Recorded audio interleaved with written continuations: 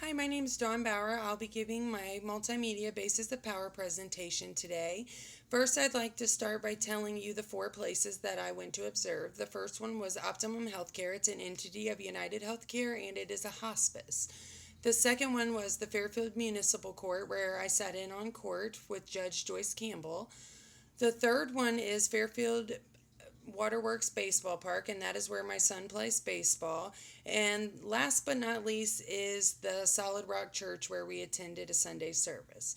The first power I will be speaking of will be the referent power, and I observed that at Solid Rock Church because the followers there at Solid Rock Church are not only just coming to church because of the faith, but they are coming because they believe in Pastor Darlene Bishop.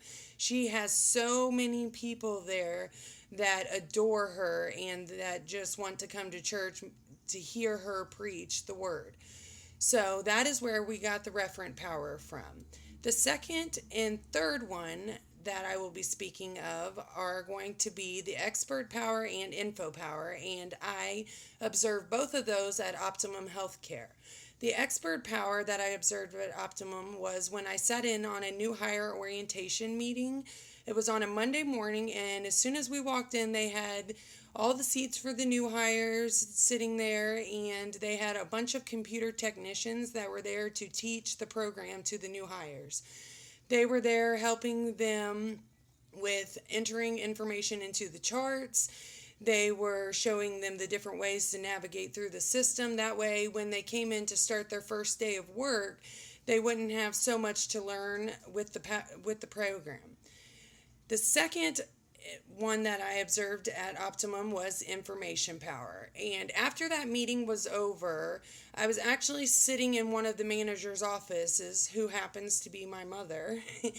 And we were sitting there just talking, and I overheard a group of ladies outside talking about one employee that was just always messing up. She was always late. I can't really go into detail about what I heard, but they were having a lot of problems with her, and apparently she had been reprimanded a few times within that month.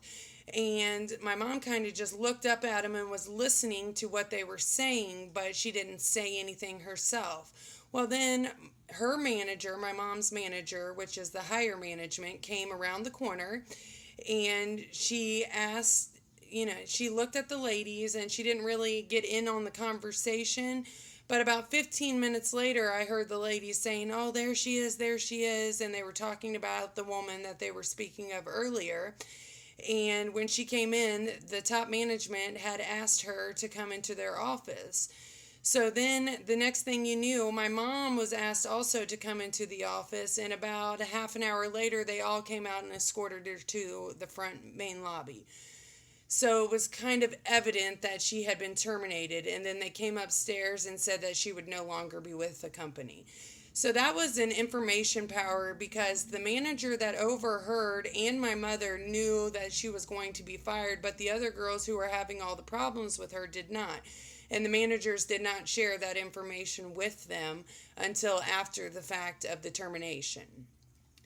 The next power that I will be speaking of is the legitimate power, and that is when I was in Judge Joyce A. Campbell's courtroom. She had a defendant in the courtroom who was a woman, and she had been charged with her second driving under the influence, or OVI as they called it in the courtroom. And this had happened in the past month and a half, 2 months, that she had caught the second driving while under the influence charge. Judge Campbell was furious when she came to the stand. She ordered her 30 days in jail. She told her that she would do 2 years reporting probation, and she would have to also attend NA meetings. And when she said that she was going to be going to jail, her comment to the defendant was, "That will keep you from drinking and driving, or doing either one." The defendant was very upset, started crying, and Judge Joyce Campbell ordered the bailiff to take her to the holding cell so that she could be transported to the local county jail. That was a observation of legitimate power, and that was because she gave her a sentence for doing wrongdoing, breaking the law. The last two that I have, I observed at the Fairfield Waterworks baseball field, and that is where my son plays baseball. The first one was coercive power, and the coach exhibited coercive power when there were two teams that had just got done playing each other, and the one team that won was taunting the other team, saying how good they were and how the other team pretty much stinks and everything. And they were just taunting the other team and making fun of them, and the coach of the winning team had overheard them doing so. Well, he came around the corner and he was furious. He told the boys that that would not be acceptable, would not be tolerated. The next practice that they had, they would be running laps at the beginning of practice. He made the boys go and apologize to the other team and explain to them that if that happened again, that they would be kicked off the baseball team, and that he would go to the board and have them removed from the baseball team. So that was an example of coercive power, because he used his coaching power to make the children do the right thing, what they needed to do. And the last example of power I have was the reward power. And that same coach, he had they call them concession tickets, and what happens is the coach can buy a concession ticket and all the kids can get a treat after the game from the concession stand. So the coach had bought the tickets for the team, and once he had heard that they were over taunting the other children, he actually didn't use the ticket and let the children go without having a treat after that game. He told them that that was part of their punishment for taunting the other children, but at the same time, that was an example of reward power, because he had the power to reward that team for doing a good job, winning, having good sportsmanship, and instead he took that reward power away from them and did not reward them because of the way they were dealing with the sportsmanship. The next thing I wanted to speak about was the two powers in which I scored the highest on. The first one was the legitimate power, and the second was expert power.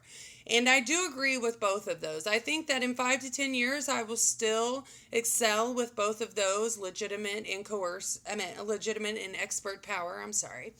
Because when I'm in a job and I really strive to do the best I can and to perfect everything. So at my last job, I would say that I was expressing expert power, because I would train the new hires and I would show them how to do all our basic job tasks, and I actually enjoyed doing that, and I was really good at doing that. And for the legitimate power, I also do feel like I make decisions based on common sense, what will affect everybody, not just me. I think about my whole team. So I do think that that will also be one of my strong points in 5 to 10 years. Well, that is it for my Basis of Power presentation. Thank you very much.